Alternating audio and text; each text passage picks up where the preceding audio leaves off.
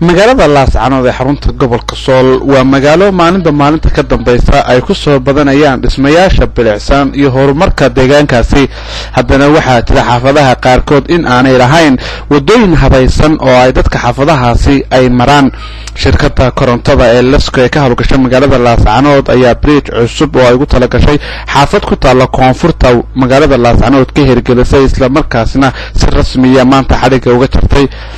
bundadan ay dhistay shirkadda Lesco ee korontada ayaa noqonaysa mid ay dadka ku dhaqan xaafadaasi ay si weyn u soo dhaweeyeen isla markaasna ay u mahadcelinayaan shirkaddan korontada ee Lesco xilli roobaadka ay xaafadaasi waxay ahayd mid aan looga soo gudbin xaafadaha kale ee magaalada isla markaasna ay yaraadaan isku socodka dadka u kala gooshaya labadaas xaafadood sababtuna ay keento iyadoo meesha wadada marta ay tahay tog isla markaasna ay buuxdaafiyaan biyuhu xilli roobaadka taasna ay keento in aanay dadku u kala gooshin xaafadahaasi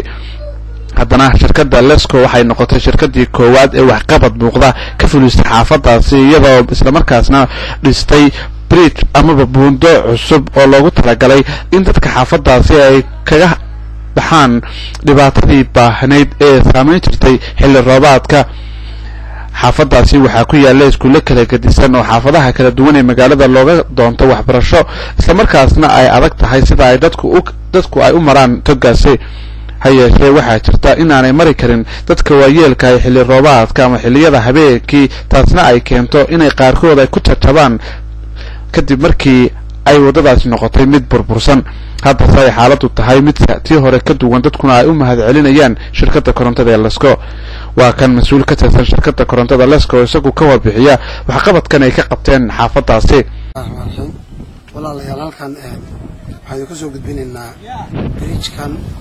ay shirkadda dhistay Lesco ujeedadiisuna ay dadkeenu inay ka faa'iidaystaan markaana waa bilownay waxaan dadka u sheegaynaa deegaankan u dhashay deegaankiina dawlad u shaqaysa ma jirto wad ogtihiin duruufaha dadkana waad ka warhaysaa marka tan iyo mid ka badan bay u baahan tahay annagu waa bilownay waxaan dadka leenahay walaalayaal bridge-ka dhan intaan leen lacagta ku baxday waa $10,000 dadkeenuna intaas waxay u rafaadsanaayeen muddo dheer oo carruurtooda iyagu u kala dhaxayeen oo marka roobku yimaado u kala maqnaayeen marka waxaan u sheegaynaa waxa iyo wax la mid ah iyo wax ka badanba waynu u qaban karnaa magaaladu waxay u baahan tahay ilaa 2 kale oo bridge ka annagu shirkadda korontada waa shirkad laga leeyahay magaalada Laascaanood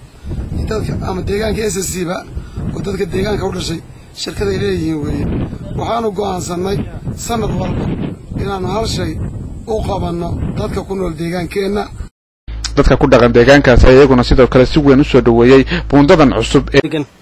dadka xaafadda degan hadda kamid ah waxa way buundadu waa okay weeyaan waa buundo maxay ahayto wanaagsan waxa way dib baan ku qabnay waanu ku turan jiray qaar baa ku kufjiray dadka qaar baa ku dhici jiray qaar baa maxay ahayto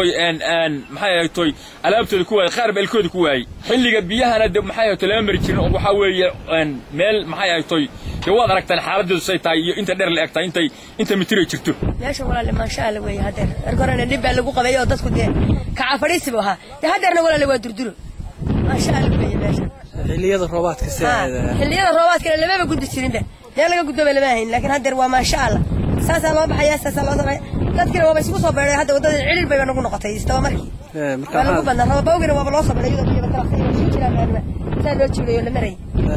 ما شاء الله من نرول والهلين نرول بالهلين مركنا نرول اللي بهيسندي runtii dadku aad iyo aad bay ugu cadinayeen xaafadan degan maxaan kala waliba siiba dumarka maartay dawr kale iyo carruurta dadka waaweyn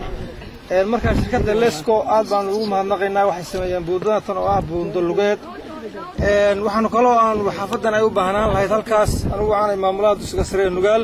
halka buundaan uga baahanahay aad iyo aad baan ugu dhibanahay